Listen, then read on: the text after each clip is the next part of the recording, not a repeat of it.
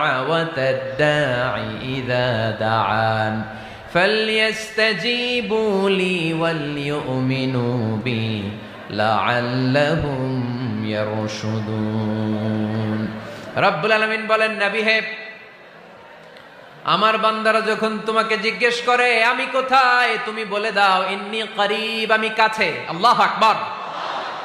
তিনি কাছে। আল্লাহর হাবিব সাল্লাল্লাহু আলাইহি ওয়াসাল্লামকে আল্লাহ কমান্ড দিলেন, আপনি বলে দেন যখনই উম্মতেরা জিজ্ঞেস করবে আল্লাহ কোথায়, আমি কোথায়, আপনি বলে দেন ফাইন্নী করিব, আমি কাছে।